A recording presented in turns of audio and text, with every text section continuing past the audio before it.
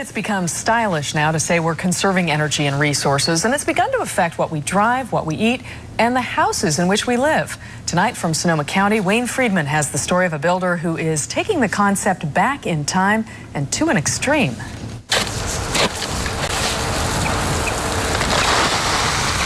By now, the neighbors have grown used to the sight of Miguel Elliott digging holes in his backyard again. This dirt actually has about 70% sand, 30% clay. While it's true that most people might not appreciate such earthly qualities, we are not connoisseurs of dirt.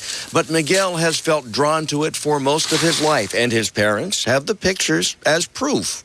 He liked being outside and doing things with his hands.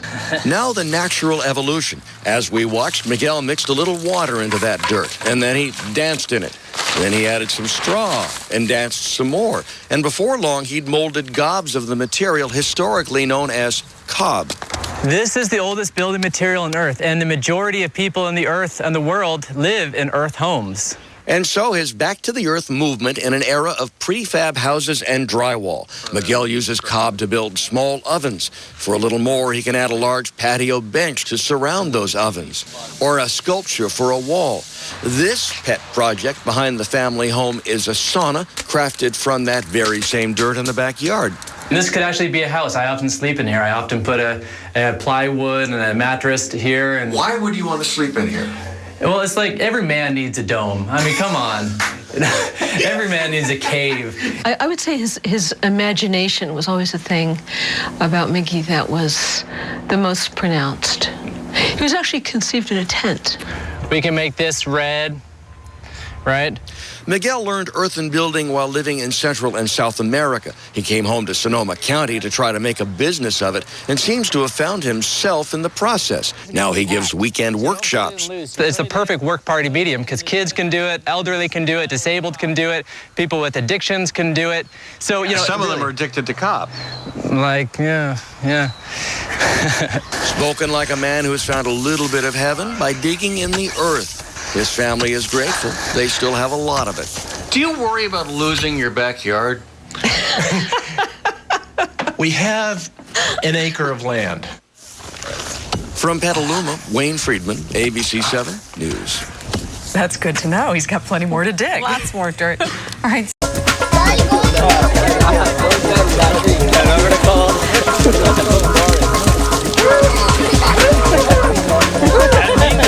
We'll flip the pizza. I gotta go over you. Okay, here we go.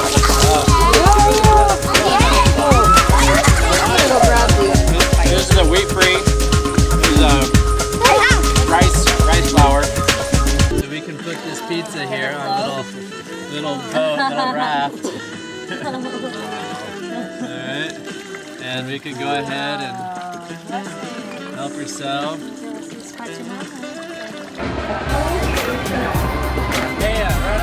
So what are you doing here? We got some pizza going in the oven here. And hey, we got coffee, we got the bread. Woo! Buckets! Oh, I can see right here. Hello. We're going to go on a little tour of different projects around Sonoma County and Marin where we have built different structures like this. So you can see different examples of natural building, cob, adobe structures in action. These are very nice and comfy.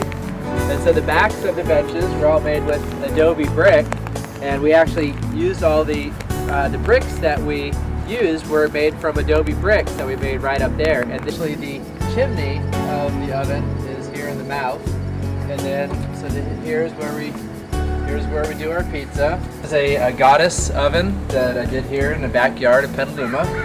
And so the client wanted a kind of a nice, peaceful garden goddess. So this is what we did.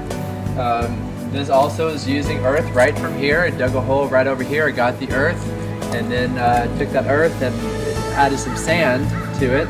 And we had a tarp right here, and we mixed up the earth right here. And then took that earth and then sculpted this. This here is a meditation dome that I built this year, right after I got back from Africa.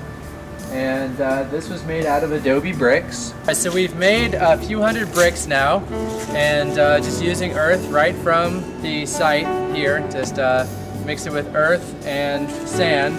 And so we're now gonna start using some of these bricks. They've been out drying in the sun for at least a week, some of them more than a week. So it's going, so each row goes to the end of this. So it'll be going from here.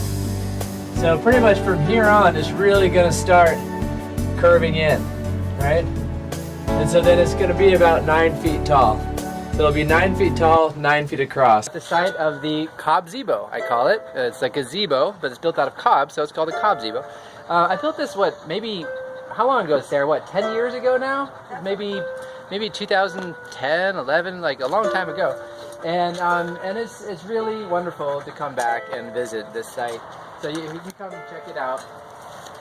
So these are wooden posts that are all encased in cob, right? And the cob is just the earth right from the ground, right? Just sand, clay, straw, mixed up with the feet, and then sculpted. And we put little grooves to kind of create bark and put some little candle holders in.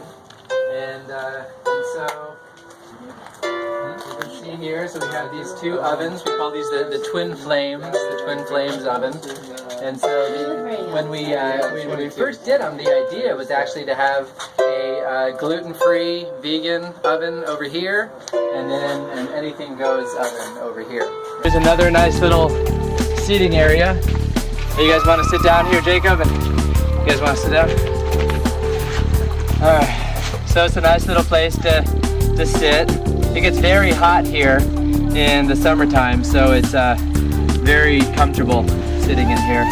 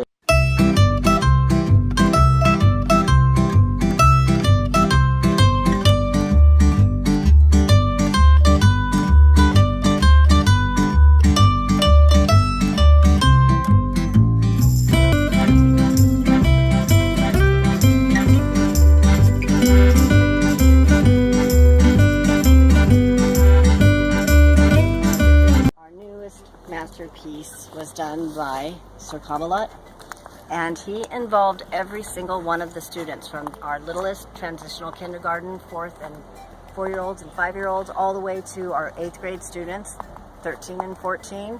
They were involved from the cob process to putting it on the wall, and Michael was even kind enough to let them shape some of the flowers and do the painting. And I have to say, out of all the years I have been here, this was they were most excited about this project, and have talked incessantly about it, and it was a gift for us to be able to see how such simple materials become such amazing earth structures.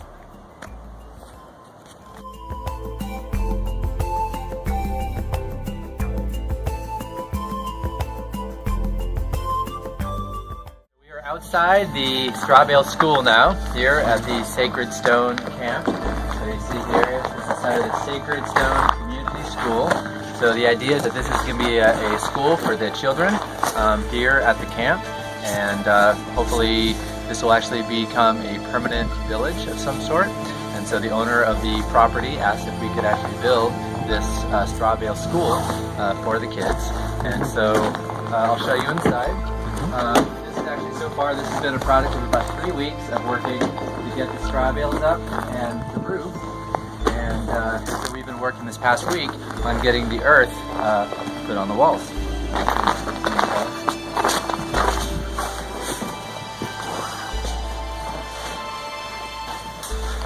So as you can see now, we have all the earth covered up on these straw bales. So it's a base coat, and but we actually got it pretty smooth. So the plan is, at this point, we're going to let it all dry. It might take a few months for it to all dry in the winter time. So this is how we've been heating up our space here with this barrel oven, and also this rocket barrel mass heater stove, with a nice heated bench.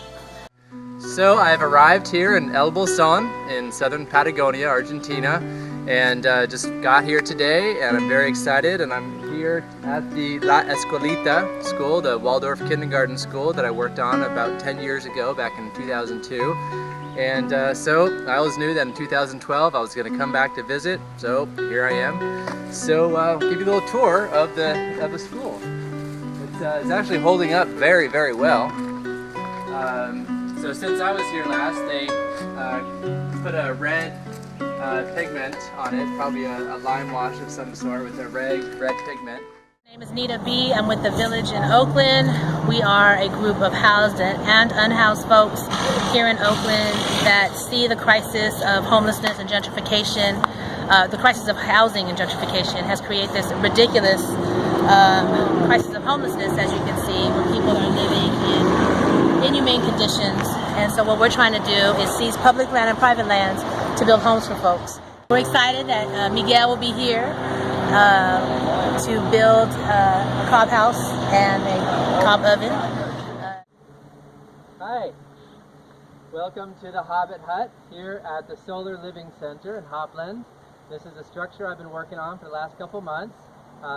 It's made out of wooden shipping pallets, insulated with straw, and covered in an earthen adobe cob mixture.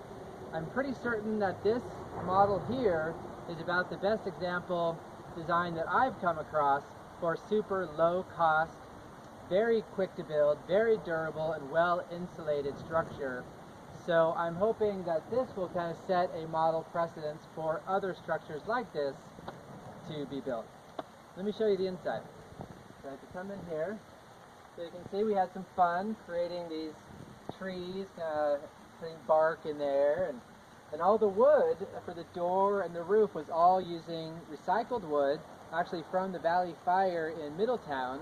It was all milled by a local fella here, so we didn't actually have to spend any money on any wood. No plywood, no 4x4s, no construction materials, really, for the most part. Everything was all recycled.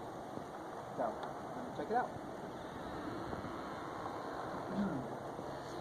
So it's nice and cool on here in a hot day such as this. Very well insulation. So we have a bed in here now. So you can see we have these bottles in here. There's actually LED lights inside the bottles and inside the stained glass. So at night this all lights up. It looks really beautiful. We joke and call it Bottle Star Galacticob. And so we have, so nice little cabinets in here and bookshelves and everything. You have these windows with these rolls like this, so we can, these are energy efficient, so it stays cooler in the summer, warmer in the winter. And so if you come out here, you can see here too that we have this little seating area out here, a little bench. So it's a little love bench, so you can sit here and enjoy the view of this beautiful property. And so we'll be putting a little patio right in here too. And then there's a nice shower set up back there. It's actually a straw bale dome shower. It's beautiful. And oh, there's one more thing I wanted to show you here inside. So there's this fun little trick. If you wanted to have a little hammock experience, you can connect this here to there, and you can get in a hammock. Haven't you always wanted to have a hammock in your room? Yeah. So it's a nice skylight, and it's actually a living roof. So we have about 6 inches of earth on the roof. So actually, if you see here, we have a bunch of plants growing on the roof, which also helps with the insulation to keep it cooler on a hot day, warmer in the winter. So we have various succulents up there, and grasses, and we have strawberries and other drought-tolerant plants. We also call it a palatable cobbin, right? Because it's made out of pallets and cob. I think the best example model for super low-cost housing. So hopefully this will inspire many more structures like this to be built. And with the fires that just happened down in Santa Rosa and Mendocino and all over, this is probably about the best thing that we can do right now, is build fire-resilient structures, very quick, very affordable, and have community come together and build it and have a lot of fun in the process. So, thanks for watching.